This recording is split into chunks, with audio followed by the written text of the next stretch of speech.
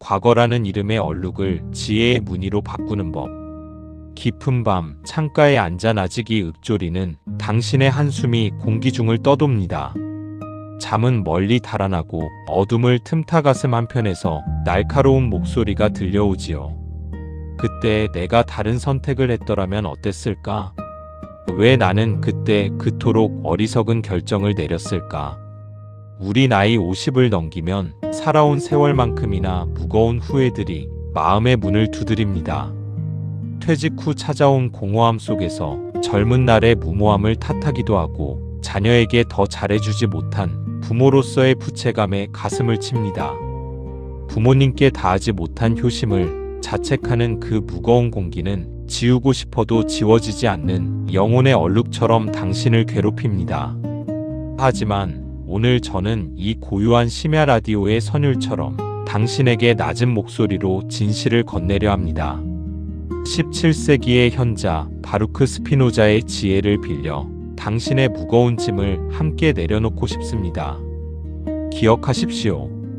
과거의 나를 억지로 용서하려 애쓰지 마십시오.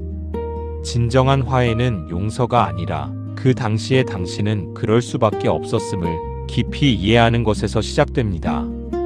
우리의 삶은 마치 수많은 풍파를 견뎌낸 오래된 고목과도 같습니다. 중장년의 고개를 넘으며 우리는 누구나 그 줄기에 딱딱하게 굳은 옹이를 가지게 되지요.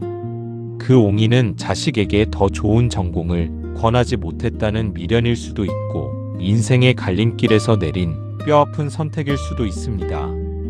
우리는 이 옹이를 부끄러워하며 도려내려 하거나 왜 하필 내 나무에 이런 상처가 생겼는지 스스로를 핥힙니다. 하지만 스피노자의 시선으로 보면 이 옹이는 결함이 아닙니다. 그것은 나무가 거센 바람 속에서도 자신의 존재를 보존하기 위해 온 힘을 다해 뭉쳐낸 치열한 생존의 흔적입니다. 당신의 후회와 자책 역시 그 당시 당신이 처한 환경 속에서 어떻게든 살아남으려 애썼던 생명력의 증거입니다. 그런데도 우리는 왜 이 아픈 고착 상태에서 벗어나지 못하는 것일까요? 그것은 우리가 이미 일어난 일을 일어나지 않았을 수도 있었던 우연이라고 착각하기 때문입니다. 스피노자는 여기서 우리 존재의 본질인 삶의 본능을 이야기합니다. 이는 모든 생명이 스스로를 지키고 어떻게든 삶을 피워내려는 애틋한 노력입니다. 우리가 아침에 눈을 뜨고 슬픔 속에서도 밥을 먹으며 내일의 안녕을 바라는 그 모든 힘이 바로 이 본능에서 나옵니다. 그런데 당신이 지금 하고 있는 자책과 후회는 어떠합니까? 스피노자는 이를 수동적 슬픔이라 부릅니다.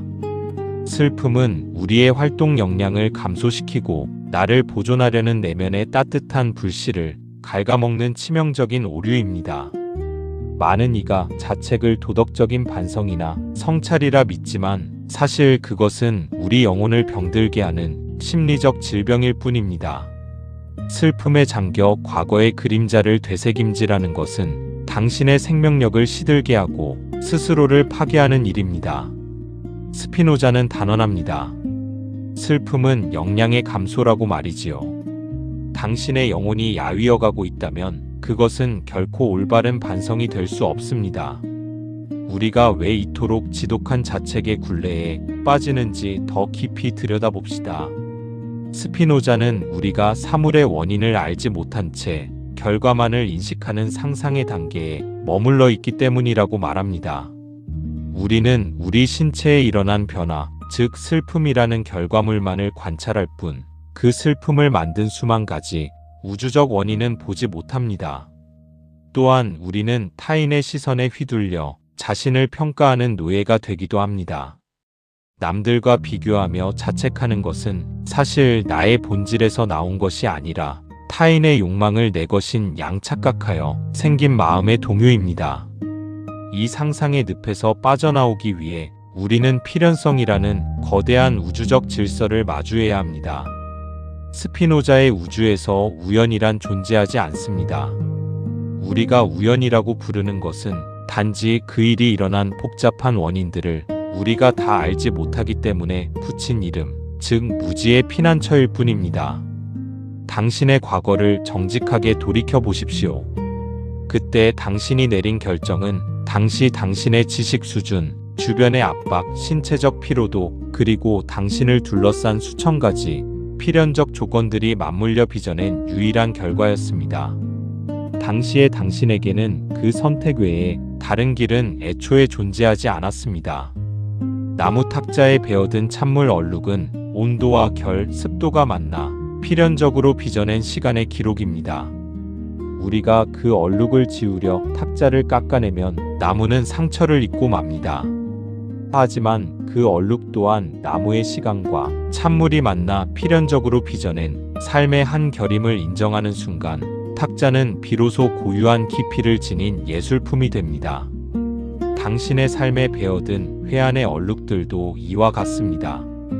그것은 당신이 잘못 살았다는 증거가 아니라 당신의 우주에서 일어날 수밖에 없었던 일들이 빚어낸 단 하나의 무늬입니다. 이 필연성을 온 마음으로 받아들이는 순간 가슴을 짓누르던 돌덩이가 내려앉으며 고요한 해방감이 찾아옵니다. 어쩔 수 없었다는 말은 결코 비겁한 변명이 아닙니다. 그것은 세계의 진실을 겸허히 수용하는 용기이자 지혜입니다. 이제 부족한 자신을 용서하겠다는 오만한 자세조차 내려놓으십시오. 대신 그 모진 풍파 속에서도 자신의 삶을 지켜내기 위해 사력을 다했던 과거의 당신을 있는 그대로 긍정하십시오. 이것이 바로 스피노자가 말하는 능동적 기쁨으로 나아가는 문입니다.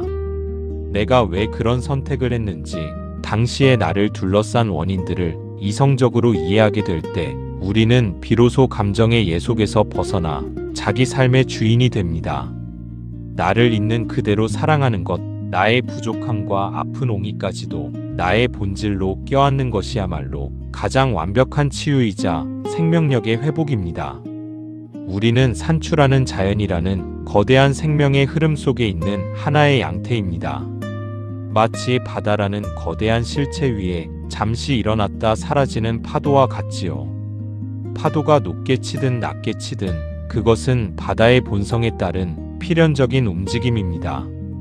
흐르는 강물 위에 노를 내려놓은 작은 나룻배를 상상해 보십시오. 강물을 거슬러 올라가려 노를 저을 때는 물결 하나하나가 고통이고 저항이었지만 강물의 흐름이 곧 나의 길임을 인정하고 몸을 맡기는 순간 배는 비로소 평온하게 목적지로 나아갑니다. 당신의 삶이라는 강물도 그 필연의 흐름에 따라 지금 이 순간 당신을 가장 적절한 곳으로 인도하고 있습니다. 당신의 옹이는 상처가 아니라 나무를 지탱하는 힘이 되었고 당신의 얼룩은 삶의 깊이를 더하는 그윽한 향기가 되었습니다. 당신은 틀린 것이 아닙니다.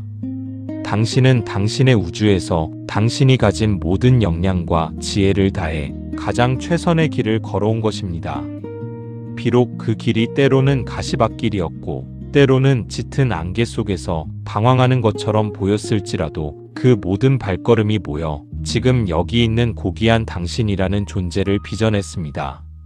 오늘 밤은 부디 당신을 괴롭히던 그 가혹한 질문들을 재워주십시오.